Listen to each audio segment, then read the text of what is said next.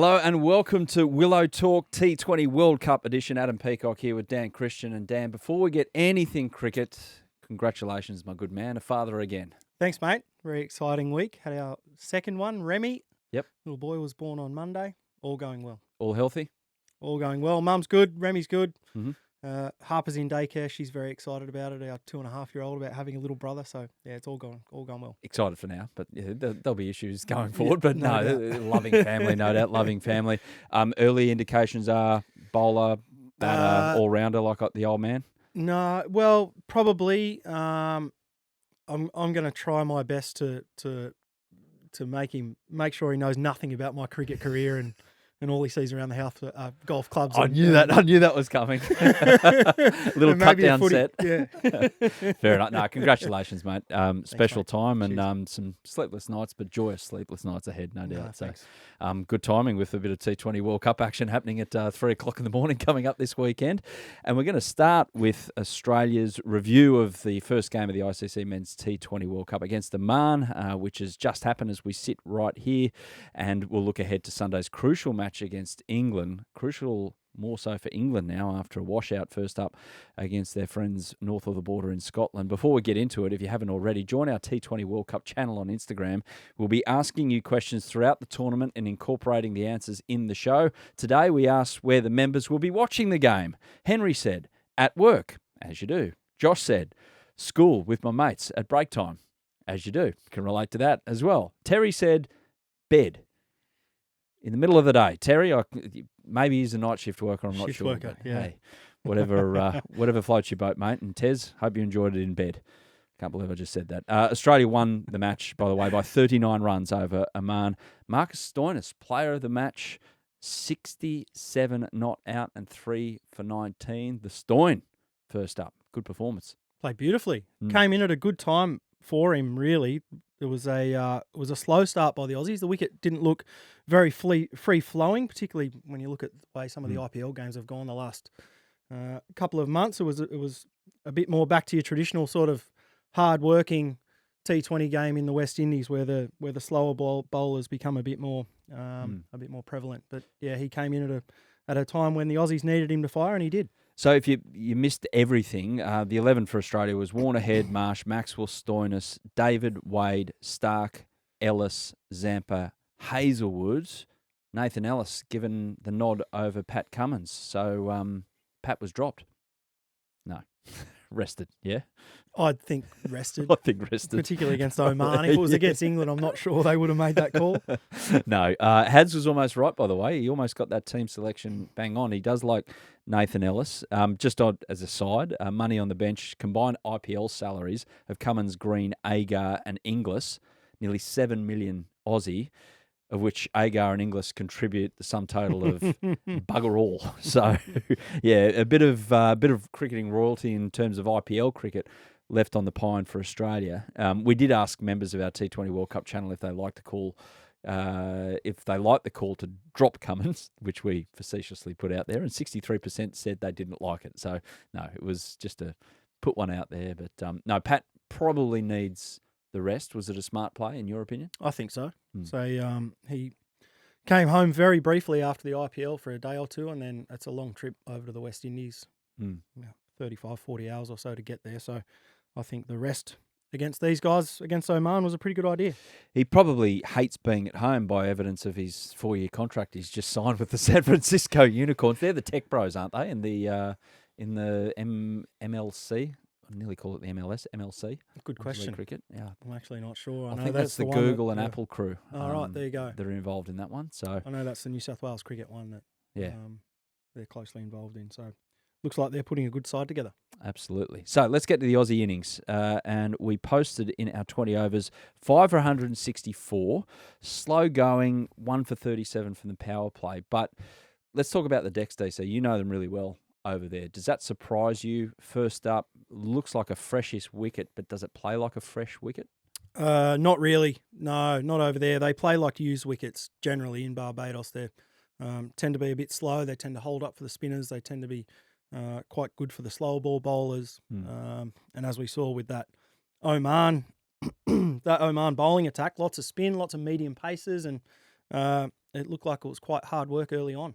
Yeah, the pitch, like, it looks flat and it looks like it's like got cracks all over it. So what is it? Is it just rolled mud basically? Pretty much. Yeah, pretty much. There's not a lot of grass on the square over there. It tends to be almost like rolled mud, and then but it kind of falls apart a little bit as well. It's not really hard and glassy. I think the first time I went over there, 2010, for the T20 World Cup, it was quite hard and glassy. And I think when you think back to the olden days of the West Indies fast bowlers bowling on there, it was hard and glassy then. But these days it's a lot slower and a lot more receptive to the slow stuff. Changed a bit. So the Australian batters, you look at David Warner's innings, and it was a really like almost run a ball, which Davey can go a lot quicker, but he's obviously seeing it through. And then they were 3 down at one stage for about 50 odd when Maxwell went first ball.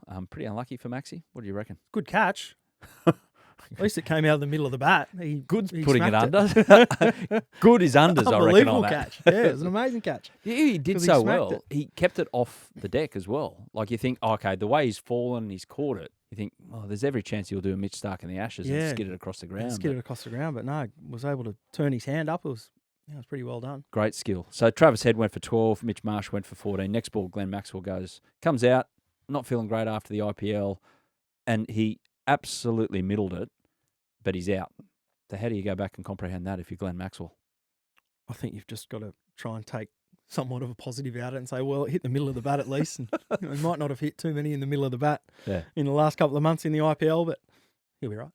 You've always said that as well about Glenn Maxwell. You got no qualms about him being out of any kind of form? No, not at all. No worries whatsoever with Maxie. He's just the kind of player that can come in and can just blow a game apart. And I don't think really forms much of an issue for him, particularly in the 2020 format. He's going to get opportunities throughout this tournament, whether it's at the start of the innings where he can settle himself in, or whether it's coming in towards the end after a big partnership where he can close an innings out, and there'll be plenty of opportunities for him to get away, I think.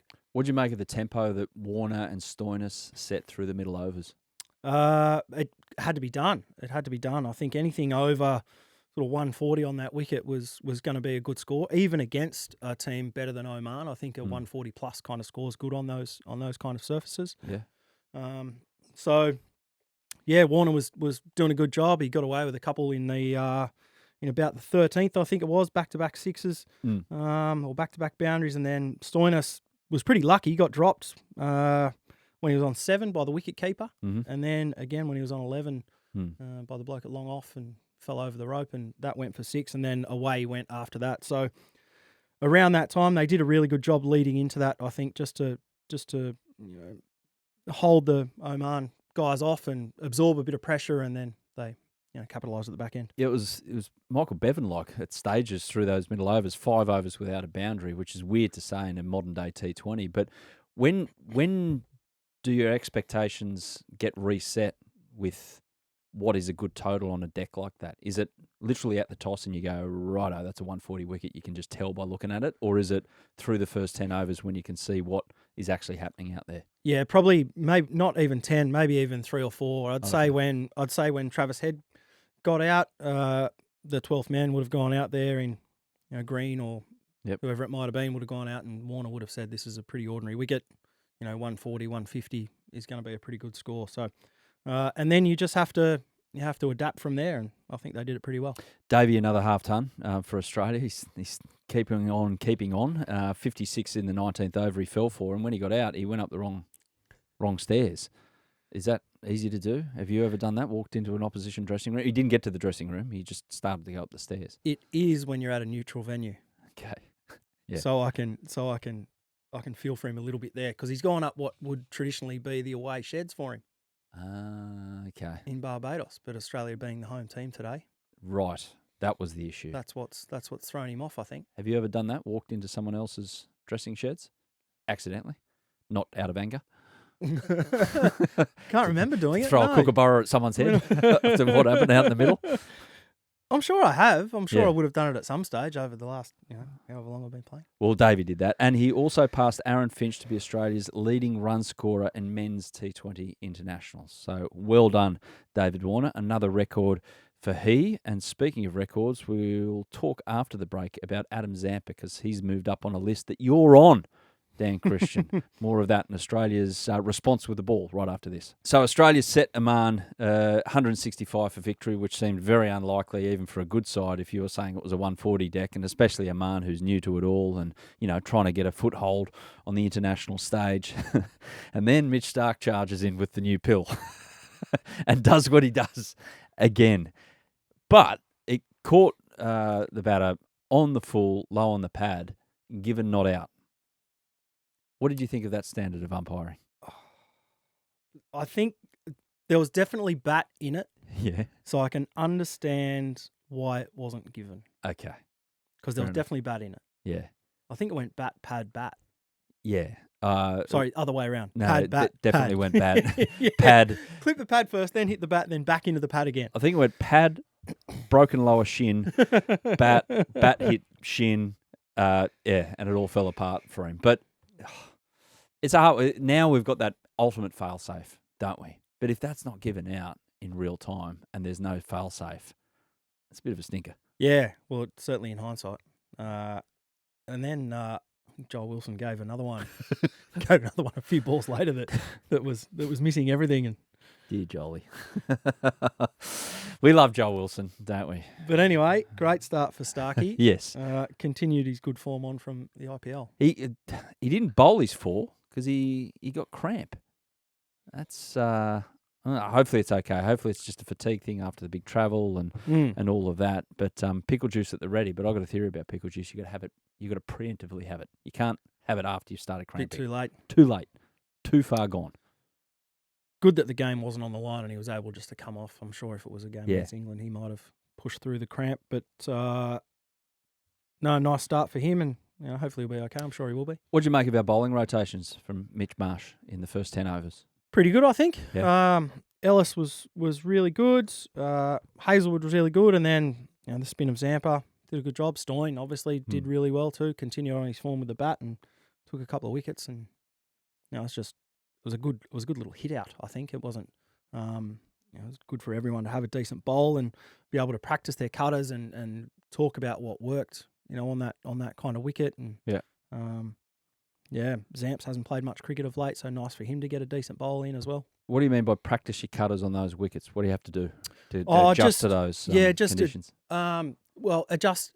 Get your length right is the key, I think. Okay. So sometimes, depending on the type of wicket, you might need to bowl a little bit fuller with your cutters, and that's not just your full slower balls. That's your sort of 3/4 seam balls that you bowl flat out, and they just hold a little bit. Sometimes they nip in, sometimes they nip away. If you see some close-ups of some of the balls Stoin bowled, he bowled some really good ones of those. We saw from Nathan Ellis there are a lot more slower balls, like genuine slower balls out the back of the hand and the off-break kind of slower balls. But yeah, they would have been talking to each other and saying, yep, the fuller stuff's harder to hit or the shorter stuff's harder to hit, whatever it might have been on that kind of surface. It's, good opportunity for them to try that kind of thing out. How many variations do these guys have? Like a Marcus Stoinis, for instance, and you when you were playing, how many would you have at your disposal that you could call on at any point at the top of your mark? 4 to 5. Yeah. 4 to 5. You've just your normal stock ball, you're straight down the line, straight down the seam kind of ball. Then you've got your genuine straight across the seam cross seamer that might skid, might hold up, and then you've got your 3/4 seams. Yeah. Both as one that'll nip in, and then also the one that'll nip away. Okay. And then you'll have your slower balls, whether you're off cutter or you're out the back of the hander. Yeah. Okay. And Stoinis used it to good effect, even though he had a 6 nearly hit into the pool. That was a good shot. It was a good shot. Was the pool there when you were playing there? When you went there, didn't you go for an Australian tour during COVID? So everything would have been empty. Yep. No, nothing. No crowd, let alone pool. Had a one-day series over there in about 2012, 13. I can't remember if there was a pool there. I'm pretty sure there was a pool there, though, in the 2010 World Cup. Okay. Yeah, that would have been an interesting place to be on an afternoon. Day Yeah. game. Particularly when it didn't look like I was getting a game. I probably should have been in the pool. Well, Stoin nearly had one put in the pool, but he didn't. He came back and he's man of the match, and we're making reference before about what he gets for a man of the match award in a World Cup game. Well, I think Aramco the major sponsor. So maybe some petrol vouchers for Marcus Stoinis for his is he a car guy? I don't know. Everyone can do Well, he's with a mates petrol with voucher. Daniel Ricciardo. I'm sure He is too, isn't he? Yes. sure he's got a nice vehicle. Yeah, he'll find a way in the the motor world. Dare say. Adam Zampa, 300th T20 wicket in the 13th over as Oman fell short. No, they were never getting close. They were always under control by the Australian bowlers. But Zamps, 300th. You're on this list. So we were looking at it when it happened. They put the graphic up, and I went, "Oh yeah, he's got 300." And I can barely see. And I saw AJ Ty was on top. Oh, good stuff. And I walk away, and you said, "Oh, look at that." Where are you, Dan? Third on that list. Okay, how many? 280. Oh, nice. Not too bad. That's all That's told. all T20 cricket, not T20 internationals, obviously. I only played 20 games, so 280 wickets would be a good effort. Because I walked off stupidly and thought, oh, shit, that's pretty good for you at the international level. Sorry about that. But yeah, Zampa, on these decks, I mean, how crucial is he going to prove for Australia? Very, very crucial. His ability to keep the stumps in play, I think, is huge. And with the variation in pace and bounce that you get on those wickets, he'll be very, very valuable. A bit like he was in the UAE in 2021. Yeah, so two for 24 off his 4 overs. Stoinis 3 for 19. Mitch Starc 2 for 20. Hazelwood not a wicket, but bowled okay. I mean, economy rate of 5. That's not to be sniffed at. Nathan Ellis with 2 wickets as well. Glenn Maxwell only bowled 2 overs. Is Glenn Maxwell the second option spinner in your eyes, or would you like to see us place for Ashton Agar? I'd like to fit Agar into that 11 somehow. Whether we leave one of the quicks out or whether we leave, one of the batsmen out, whether it's Tim David, which is a really tough call because he's extremely valuable with the bat there. But yeah, I'd like to see Agar in there just to give us the option to turn the ball away from the right-handers with some finger spin. Fair enough. Just on the umpires as well, we mentioned before, our man Joel, 4 of the 5 challenges upheld in the chase. So there was a few condition adjustments needed by the men in the middle as well. Not easy. So we look ahead to England on the weekend. So early Sunday morning, 3 a.m. Eastern, so Sydney time, 3 a.m. So we will be back with another Willow Talk right off the back of that to review this one. You know these tournaments as well as anyone, DC. How bad was it for England having that first one abandoned? How much pressure does it put them under going forward? A little bit of pressure, not too much just yet. If Australia are to win and to win convincingly, then it might be a little bit of an issue because getting later on in that sort of group stage, if you've had a tie or you've had a couple of losses, then your net run rate becomes really important. So depending on that result, that Australian result, if Australia are to win, then it might be a little bit of panic stations. Can we read anything into the fact that Scotland were none for 90 off 10 against them? Is that relevant at all when they play us, England, I'm talking about? All depends on the surface. I didn't watch the start of that game, so I'm not sure what that surface was like. But if it's anything like that surface Australia just played Oman on, then that's a very good score, being 90 off 10. And maybe the Englishmen do have some things to think about.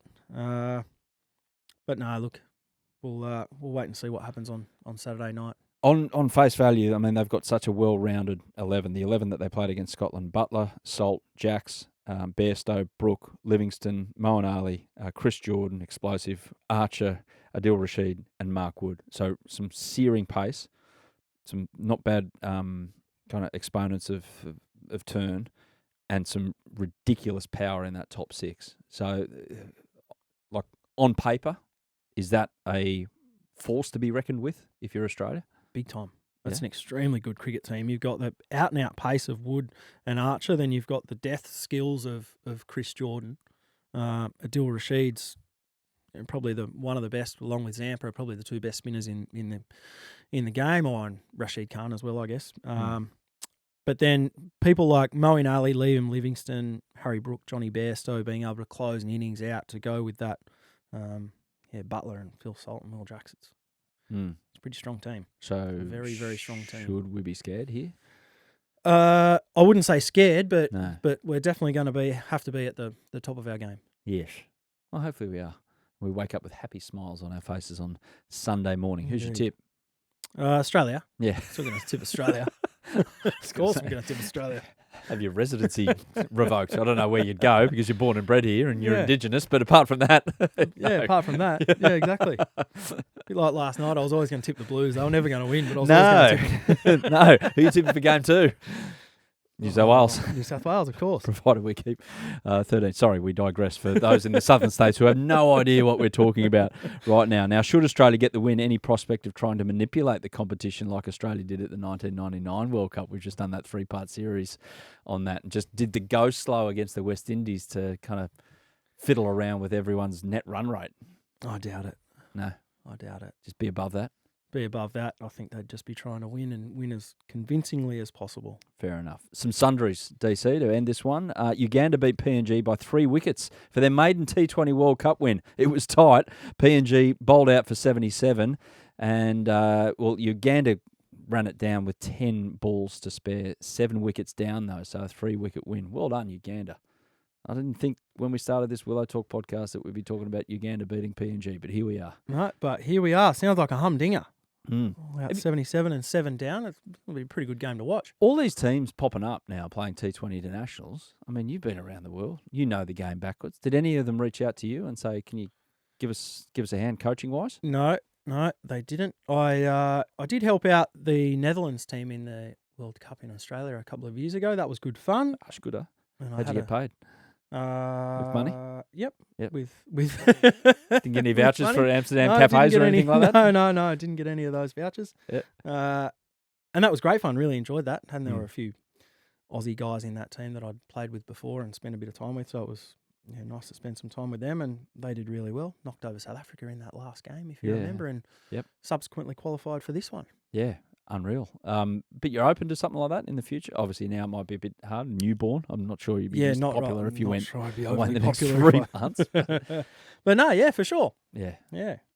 Don't mind. It was good fun. I enjoyed it.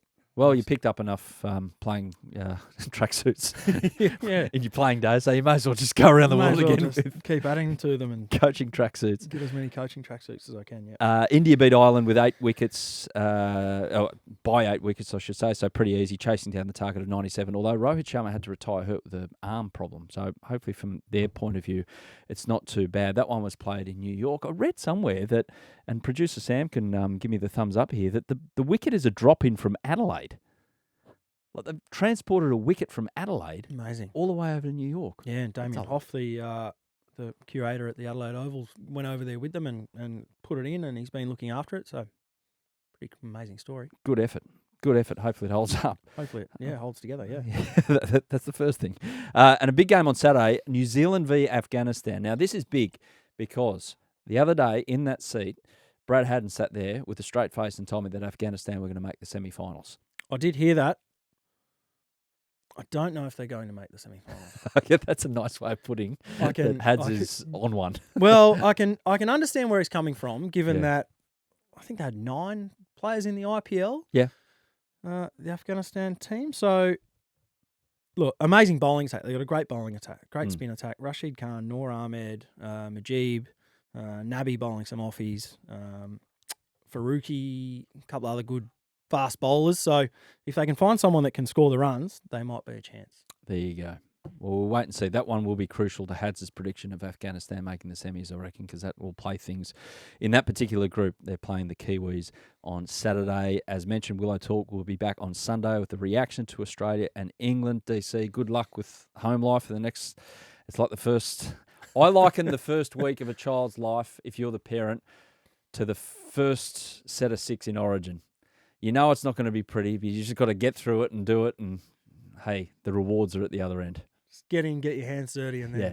just hang on. Exactly. That's all we're doing. We're just making it up as we go along as parents. DC, congrats again, mate, and thanks for coming in. We'll catch you during the rest of the T20 World Cup. No worries. Thanks for having me. Cheers. That was Willow Talk, back on Sunday. Yeah, thanks for watching the Willow Talk podcast on YouTube. Don't forget to hit the subscribe button so you don't have to miss an episode wherever you are. And while you're at it, check out these videos up here. They're mostly good.